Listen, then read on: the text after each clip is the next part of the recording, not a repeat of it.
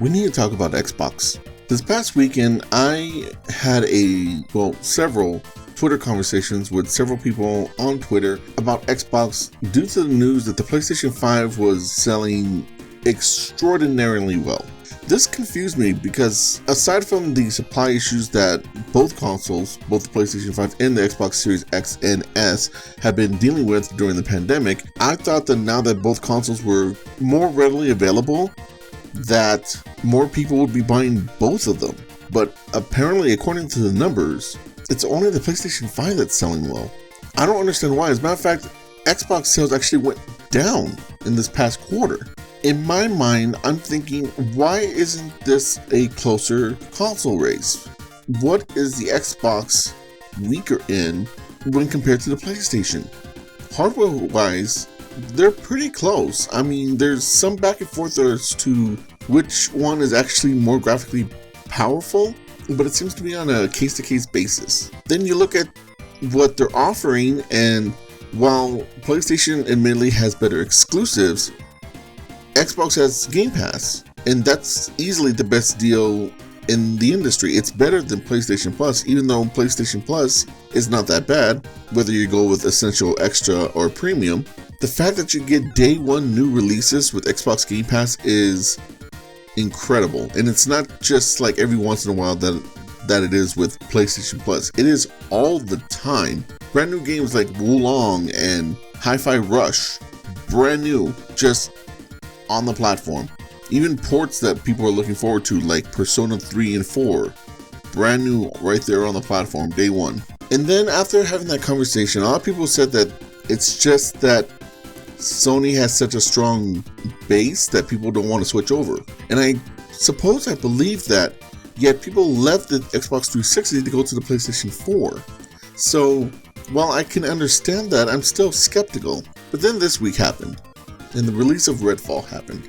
And then I realized it has been a long time since Xbox has had a truly breakout hit from one of their in-house studios. I mean, I loved Psychonauts 2, and that was my game of the year for that year, 2020. But I know not a lot of people played it.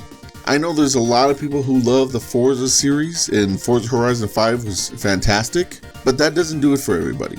And it wasn't the groundbreaking, huge smash that Xbox needs. And when I keep looking back more and more, even during the Xbox One era, Xbox One never got that. Halo 5 did not land right. More recently, Halo Infinite was not supported correctly, even though the game, by all accounts, was pretty good. Gears 4 was just more of the same, seen as kind of a disappointment, or just carried the line. And Gears 5, while a great game, did not really do it for anybody either. And that's when I realized Xbox hasn't been truly great since the Xbox 360. And although that system had problems, obviously the big thing was the Ring of Death, that console sold so many games. Call of Duty is where it is right now because of the Xbox 360, and that is despite the Red Ring of Death. The Red Ring of Death, even though it was very problematic for the system, did not deter people from buying the system and then buying games for it. The bad messaging for the Xbox One did stop people from picking that system up. The unfortunately lukewarm to just average to only good, not great status of a lot of their exclusives since then has hurt them as well. And I realized it's been almost 10 years since the Xbox One's launch, meaning that it's been almost 10 years since the Xbox 360 was Microsoft's main console. I think Microsoft has just burned away all of the goodwill that they earned during that generation. From a personal standpoint, I didn't even really see it, because even though I didn't buy an Xbox One until much, much later, I still kept playing Xbox games, specifically Xbox 360 games. Even though I had a PlayStation 4 in 2017, I kept playing 360 games because the games on there are great, and there was a lot that I had missed during the time that it was active. Now, another thing that also I think personally contributed for me is, like I mentioned, I got a PlayStation 4 in 2017. I joined this console generation very late, and it's quite frankly due to not having the money. And, just it was during the time when I became an adult and had to worry about paying my car off and paying off student loans and well, not student loan per se, but bills that I accrued while the time I was a student. A little different from my situation, but that's neither here nor there. It just seems like the Xbox brand got weak while I wasn't looking. And while they were never really something for me anyway, even during the heydays of the Xbox 360, Halo and Gears of War were not really my thing. Forza, Fable, I never found those games to be particularly amazing, but they had the third-party support, and that was during the boom of the indie game and the resurgence of older games because of the online market, and that's what brought me to Xbox 360.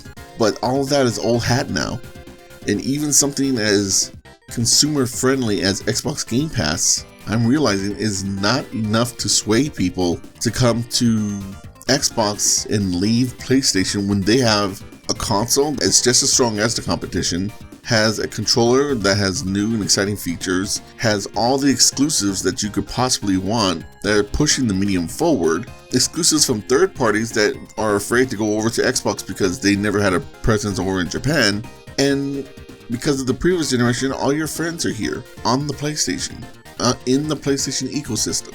I don't know what Xbox does from this other than lay into Xbox Game Pass and maybe get on their competitors' console that way. I don't know, maybe this is why they really want this Activision Blizzard deal to go through. But you let me know in the comments what you think about this.